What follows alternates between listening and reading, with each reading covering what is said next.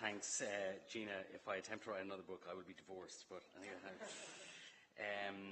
it's always a great pleasure to come to Glenties, partly because the audiences here are so engaged and so willing to explore and talk about and interrogate ideas. Not, I have to confess, like the audience of my fellow swimmers on the beach at Nairn Strand this morning, when my choice to put on a wetsuit was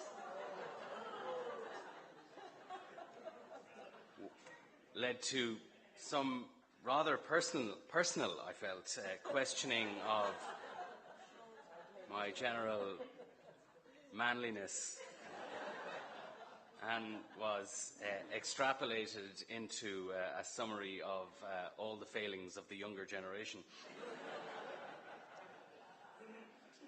Unfortunately, none of my fellow swimmers were stung by the jellyfish to make my point, however.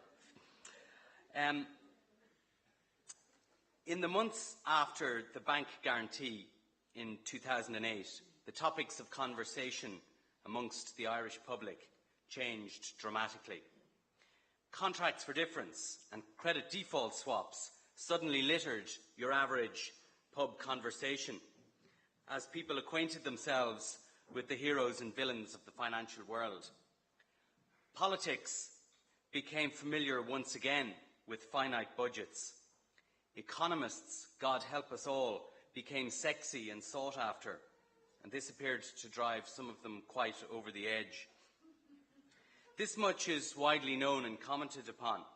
What is less appreciated is that it started a fairly dramatic increase in public engagement with politics. People didn't see the failures of the political system and walk away from it. They became energised and walked towards it. Audiences for political programmes on radio and television increased significantly. All politicians will tell you that daily events were followed more widely and more thoroughly.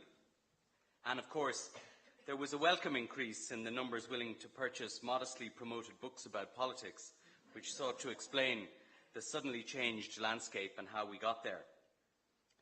More profoundly, I think, the collapse of 2008, 2009 and 2010 led to a sort of society-wide insecurity.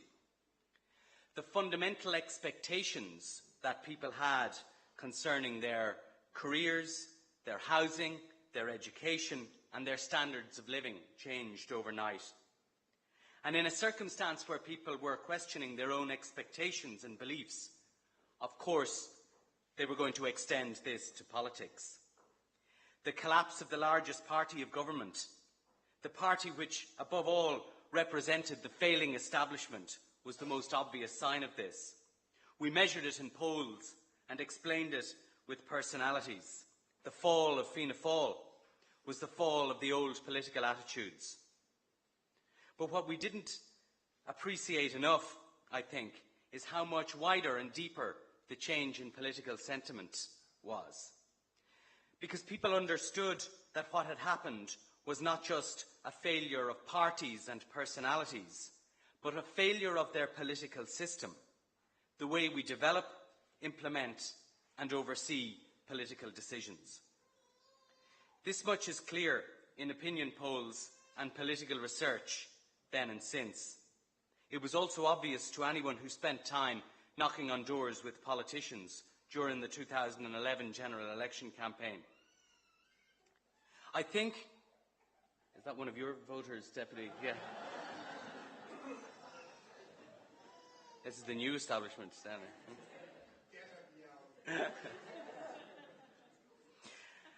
I think, though, what we have seen since then is not a profound change of the old system, but rather a refurbishment of it, which has left its core elements untouched.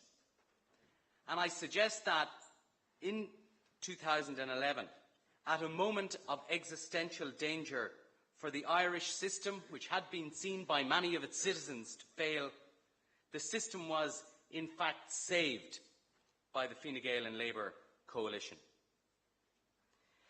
It's clear to most of us, I think, that this government is a better government than the last one. But I don't think you can seriously argue that it has changed the way we do politics. And partly, and principally perhaps, I suggest, this is because our political system, albeit refurbished, is an expression of a deeper political culture.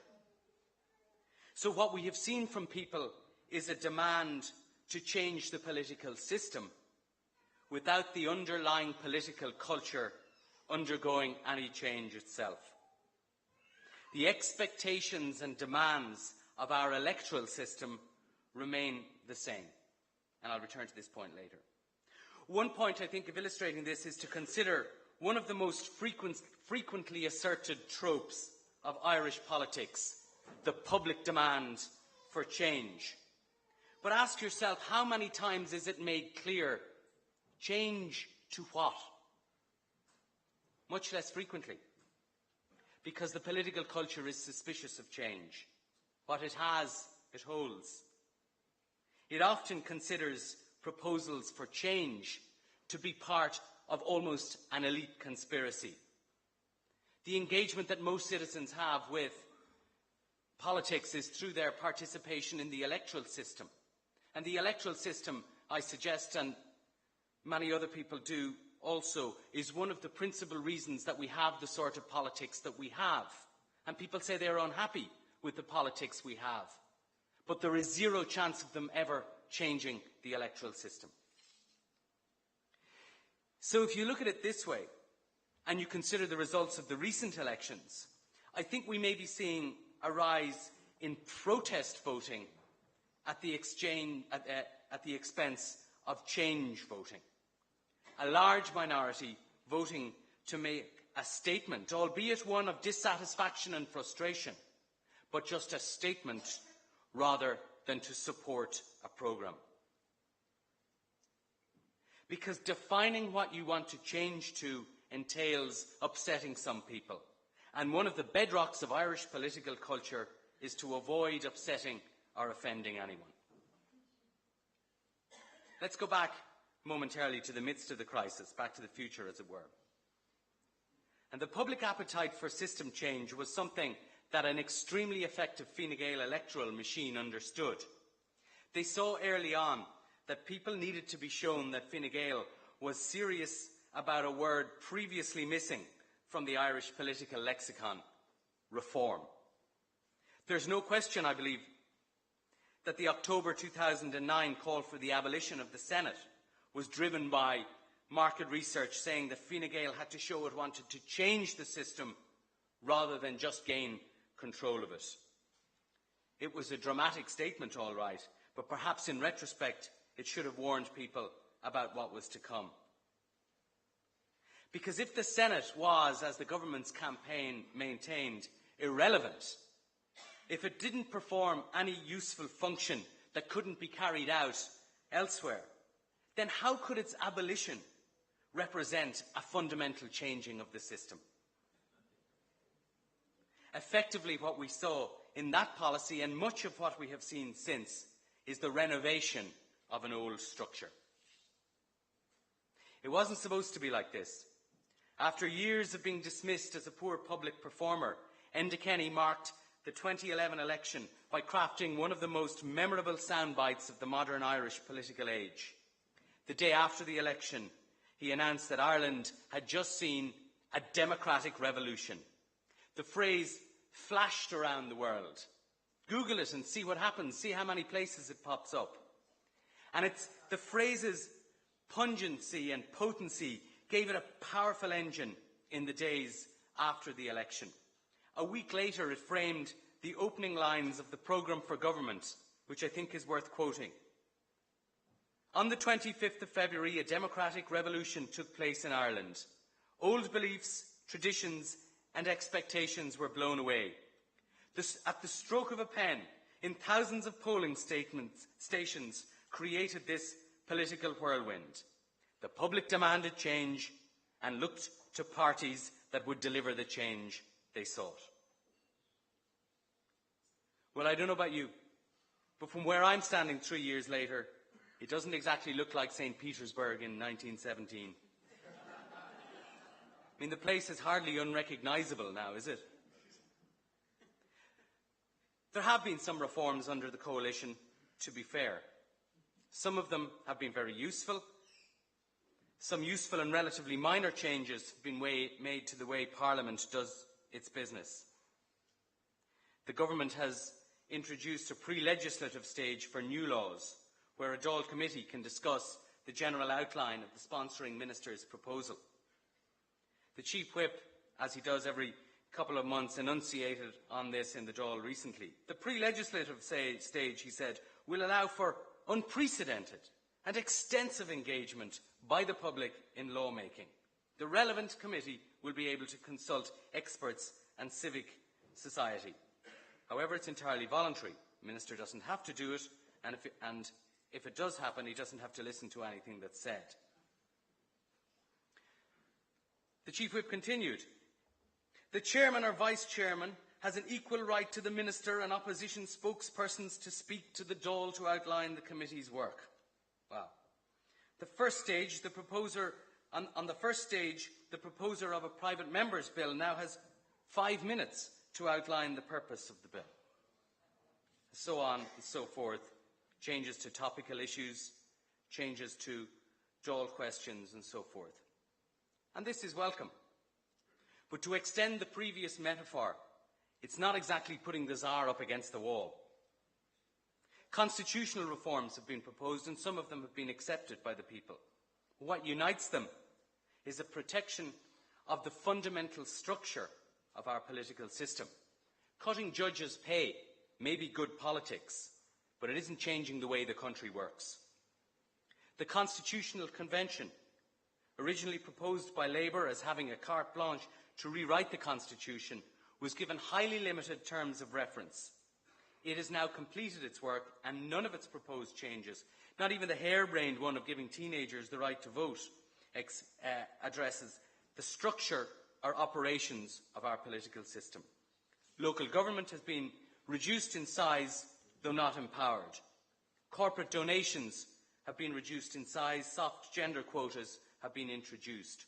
Brendan Howlin has been a reformer, but he has not been a bringer of transformational change.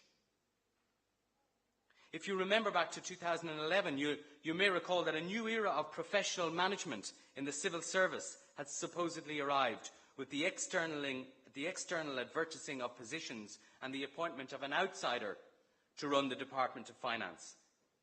When that same outsider departed earlier this year, he was replaced by an insider and no external candidates could apply. The establishment of an independent fiscal advisory body by statute was also signalled as a great departure. It was supposed to make sure that politicians respected expert advice. It has now made recommendations for 3 budgets, and these recommendations have been rejected 3 out of 3 times. State boards were supposed to become more independent and expert, to be opened up to outsiders. In fact, as the actions of some recently departed ministers demonstrated, the rota of political appointments by party continues. And the defence offered for this extension or continuance of patronage, that, well, OK, we do it, but we don't do it as much as Fianna Fáil did it, is hardly substantial enough. Now, some things have changed in our country in the past 3 years, but I don't think it is possible to seriously and substantially make the case that the nature of our political system, the way we conduct our government and public life, has been changed in a profound or substantial way. The essence of our political system, of the way that power is structured and used, remains the same.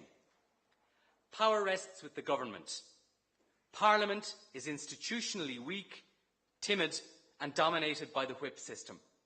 Opposition parties and deputies remain primarily interested in how to get a hit on the government and get covered for doing so by the media. The civil service is conservative and the quango and semi-state landscape is dominated by powerful agencies, each minding their own turf. This is the Irish system. But political culture is more than just the system. But I say it is a misjudgment to interpret unhappiness with the system as a change in the political culture. In fact, I think the system has managed to largely remain intact because the underlying political culture has not changed. The defining characteristic of the practice of politics in Ireland is the effort to obtain and retain power. This is how you get a government which does understand the need for change and believes it is delivering change, but will only deliver change which protects or enhances its own power. And the single biggest test for all political reform is this: is the government giving away power? The answer, I think, to all the reforms that the government has so far introduced, judged by this benchmark, the answer is no. They are not true and profound political reforms so as to affect the nature of our political culture. There's little difference in the behaviour of the opposition. Most days, the primary purpose of questions is to find ways of showing the government to be heartless and out of touch because it has not recognised the need to give extra funding to a group or service.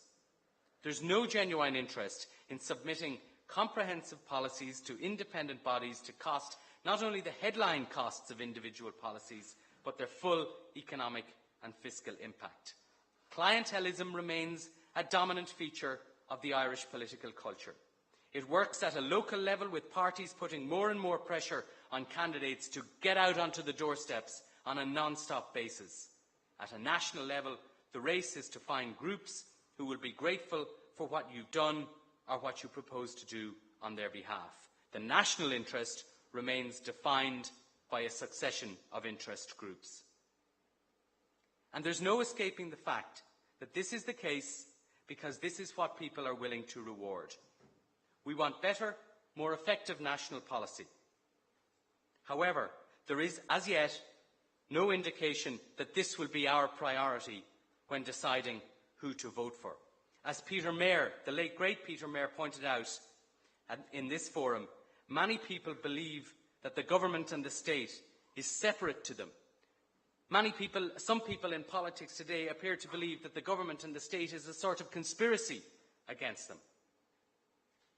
If you want a definition of how the political culture is largely unchanged, all you have to do is look at the debate on future fiscal policy. We have just been through a situation where we had a dramatic budget deficit which threatened the basic economic foundations of the state. A drastic programme of tax increases and spending cuts was required to bring it under control. So you might expect that now that we are reaching a point of stability, the priority in our debate would be about basic questions like what size the state should be, what levels of taxation are sustainable and appropriate, what services should those taxes fund, the basic distributional questions of politics everywhere. In fact, the only debate we have is how fast we can start spending again and whether we can reduce taxes on ordinary families, which in Ireland means everyone. The reaction to the recent local and European elections has been one of how fast can we get back to spending, not have we achieved a lasting stability in our budget. Now, it could be said that these same elections involved a major shift in votes to left-wing parties and independents, and that is true insofar as it goes. But in terms of votes, the two largest parties remain Fine Gael and Fianna Fáil. Equally, the last thing you get from the rest of the voters is ideological clarity. If they came together, the fourth largest party in local government could be called, I'd have stood for Fianna Fáil or Fine Gael, but they wouldn't let me. If there is any coherence in May's results, it is the scale of the vote to protest against the system. So perhaps in 2011 people were too fast to see it as a realigning election. In some ways, it was more of a de-aligning election. People cut free of past commitments and started a search for what may be a long-term political home. Most have not found that home yet, because while people want to change the system, it's not yet clear that they want to change the culture. And notwithstanding Lucinda's teasing, which I have a suspicion may be coming to an end shortly, until that day comes when the political culture changes, there will be no real change in the way we do politics. Thank you.